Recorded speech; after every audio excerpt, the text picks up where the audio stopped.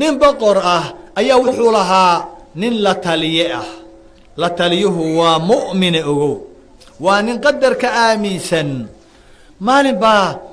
mar walbo ninkan boqorka ah ee balaayo ku dhacdo ama gabar ay ka dhimato dhaawac soo gaaro dhib uu yimaado ninka maadaama la taliyaha uu yahay wasiirkiisa wuu u tagaa madaxu u salaaxa wuxuu yiraahdaa usbur la'allahu khayr inay khayr taa laga yaabaa laakiin ninkan mu'min ma aha boqorka ah kelimadii wuu dhibsanayaa gabar baa ka dhimatay taloo yimaada la yiri la'allahu khayr ruwaaside gabar baa iga dhimatay la'allahu khayr say khayr ku tahay gabar baa iga dhimatay ninkan waa doodaya hadhow haddana wiil baa dhimanaya la'allahu khayr usbur sabir ninki marka wuxuu xoogaha dhibsaday ninkan iyo khayrka uu sheegaya la'allahu khayrtiisan uu yara dhibsaday isagoo khaatiyan ka taagan baa maalin safar la aaday hunting ugaad in banaanka laga soo yaro ugaarto xoogaha xayawaan sagaaro ama bakayle ama something adi iyagoo la cayrinaayo oo la daba ordayo oo xagga ka mara qabta la leeyahay boqorka nin yaro ladana wuu ahaa buurane ayaa wuu turanturooday kadibna wuu kufay waxaa kufaya waa kii boqorkii mar allaala markuu boqorkii kufay wuu dilaandiloobay si u gadgadoomayey hog ama god buu madaxa la galay marka goduu ku dhex dhacay intuu godka ku sii socday far baa jabaysa fartaa yar ayaa jabtay boqorkii eeg fartii baa jabtay wuu xanuunsaday dhiig baa ka da-aya fartuna waa jaban tahay ninkii la taliyaha caadadiisu maxay ahayd la'allahu godkii buu kala hadlayaa uu leeyahay boqoro waa lagaa soo bixinayaa godkane sabir la'allahu khayr ninkii waa xanuunsanayaa markaasuu saas usoo fiiriyey boqorkii markaasuu yidhi war far baa i jaban maanta wuxuu yidhi la'allahu khayr inay taa laga yaabaa fartan jaban iyo godka aad ku dhacday aad buu u xanaaqay marka waa laga soo bixiyey godkii boqorka waa musiibo inagoo dhan ina wada qabsato soo maha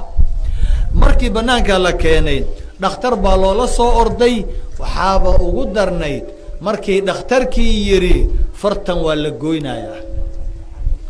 wuu naxay markaasuu la taliyihiisii fiirsaday wuu fiiriyey wuxuu yidhi war dhakhtarka wuxuu leeyahay ma aragtaa fartaa lagaa goynaa uu leeyahay wuxuu yidhi dhib ma leh la'allahu khayr farta in lagaa gooyo khayra laga yaabaa aad buu u xanaaq wuxuu yidhi war inkaar qabahan ya oo wax walbaba inaad dhintuuba rabaaba ninkan wax walba khayro war ha la xiro eeg ha la geeyo xabiska shaqadii ha laga cayriyo reerkiisii ha laga fogeeyo intee dhibaataa la isugu daray ninkan waa maroo waa in la xiro waa mar labaadoo in shaqadii laga joojiyo waa mar saddexaadoo in reerkiisii iyo ciyaalkiisii kuwuu qalbiga ku qabowsanayay in laga fogeeyo saddex dhibaato soo maaha muxuu yidhi laakiin markii la xiray ayaa wuxuu yidhi boqorow intaasoo dhiboo aad ii geysatay la'allahu khayr eeg carabkiisa waxa uu bartay carabkiisa hadalka wanaagsane uu bartay fiiri carabkaaga carabkaaga waa inaad tababartaa carabkaaga waa inaad khayrka bartaa la'allahu khayr wax walboo ku qabsada la'allahu khayr qada haddaad weydid la'allahu khayr haddaad xanuunsatid la'allahu khayr lagaa dhinto la'allahu khayr shaqo weydid la'allahu khayr waquluu linnaasi maxaa la yidhi xusnan hadalka nin baa u yimid rasuulka salawatu llahi wasalaamu caleyh caraabi ah wuxuu yihi rasuul allow ii sheeg hal shay oo aan jannada ku galo shay i geeye jannada ii sheeg wuxuu yidhi hagaaji hadalkaaga carabkaaga yaanu afkaaga ka soo bixin ilaa khayr maahane jannaad gelaysaaye dadka taasay ku tartami jireen annagana waad aragtaan afkeenna wax ka soo baxaayo soo ma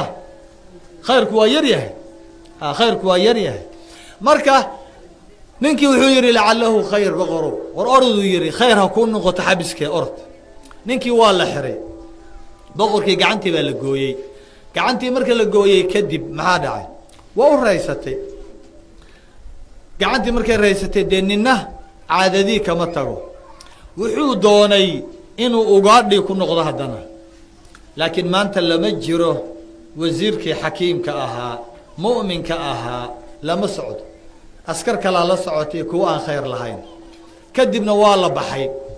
sidii loo socday bakaylihii ama sagaaradii ama eeladii loo cayrinayey waxaa ka hor yimid xadkii bay dhaafeen xadkiisii boqorka wuu ka gudbay waxaa ka hor yimid qolo hergaanti ah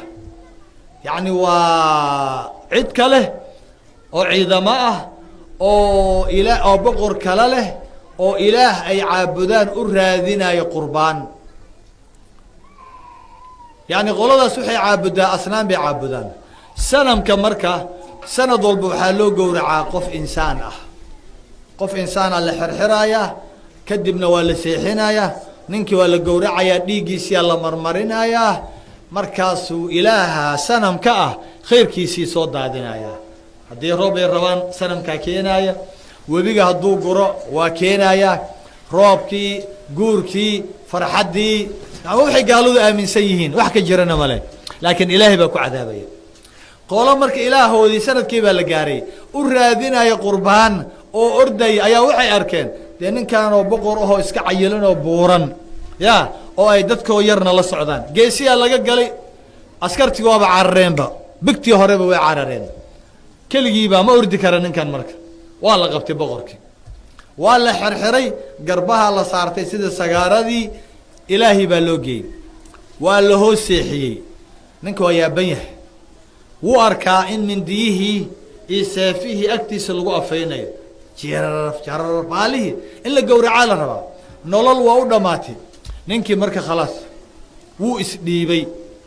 wuxuu isku dhiibay dee nin mindi agtiisa lagu afaynayo ka war wuxuu is yidhi maanta ciidamadiina waa ka carareen cir kaa fog dhul kaa fog wax ku badbaadin kara maanta ma leh lacalahu khayrna ma yaqaana soo maha ninkii waa isdhiibay noloshiiuba ku dhintayba naftii un baanan ka bixin laakiin dareenkii oo dhanaa ka tegey haddaad gowracaysid iyo haddaad jarjaraysidba waxba ma dareemaya qalbi wuu quustay qalbigii baa dhintay dad nolosha ku dhintay soo ma jiraan wuu iska yaallaa marka waxaa loo keenay dhakhtar waa inuu ilaaha waxa loo gowracayo waa inuu saliim ahaadaa oo uu dhamaystirnaadaa dhakhtarkii baa lugaha ka fiiriyey lugihiisi waa dhamaystiran yihiin lugihiisii cajirihiisii dhexdiisii si u waday ilaa iyo gacmihii markii dambe dhakhtarki wuxuu arkay fartiyo go-an ayuu arkay markaasaa wuxuu or stop joojiya ninkan lama gowrici kara waa naaqis yani udxiyadan qurbaankan waa naaqis far baa go-an ilaahna looma gowraco wax naaqis ah yaa maqlaya hadalkaa dhakhtarku uu leeyahay boqorkii markaasaa noloshii baa kusoo noqotay dhaqdhaqaaquu bilaabay war ninka sidaa dhahaya ninkan lama gowracayo waa kii bal kor u fiiri waa dhakhtar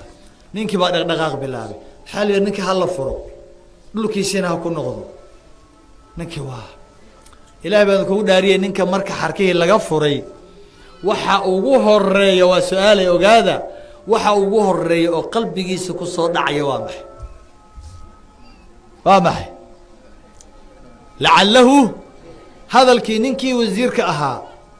ayaa qalbigiisii kusoo dhacay wuu farxay waa la daayey orodku meesha ka soo bilaabay reerkiisii kuma leexanin boqorkii xagguu aaday xabiskii war ninkii wasiirka ahaa xakiimka ahaa mu'minka ahaa ninkii i badbaadiyey ninkii askartii keena furaha keena askartii kuma daynin isagii baa ka furaaya ninkii markuu furay boqorki wasiirku waa yaaban yahay war ninka maxaa dhacay maanta ma ku deldeli rabaa miyuu ku deli rabaa ninkii buu isku duubay wuu ku ooyey wuu yaaban yahay ninkii war bal soo bax xabiska ka soo bax war waa sidee boqor sidaan kuguma ogeyne adigoo ilacnadaaya oo ayaad ixirtay waa maxay farxaddan wuxuu yihi oniya waa i badbaadisay ma aniga xabiska ku jiraa ku badbaadiyey haye bal ii waran oo ii sheek wuxuu yihi arrintii buu uga sheekeeyey wuxuu yihi maalinkaa idhaysay lacalahu khayr fartaa la gooynayo lacalahu khayr inuu ilaahay khayr kaaga dhiga laga yaabaa wallaahi khayr buu ilaahay iiga dhigay waana i badbaadisay oo fartaas maanta hadday igu ooli lahayd maanta adduunye ma joogena waa laga gowrici lahaa laakiin fartaas ayaa ilaahay ugu badbaadiyey laakiin su-aal baan ku weydiinayaa wasiirow markaan ku xirayey anigoo ku xiray shaqadaadii kaa cayriyey reerkaagii maaragtaaye kaa fogeeyey ayaad i tustay oo aad i tiri lacalahu khayr boqoro waxaad igu samaysay khayr inay ii taha laga yaabaa aniga taydii la garay laakiin xabiska waa maxay khayrka xabiska ku jiro waa maxay wuxuu yidhi maanta haddaan waad og tahay buu yidhi aniga nin geesi ayaan ahay daacad kuu ah kaama carareen markii ciidamadaasi qolada hergaantida ay ku qabatay maahi kuwan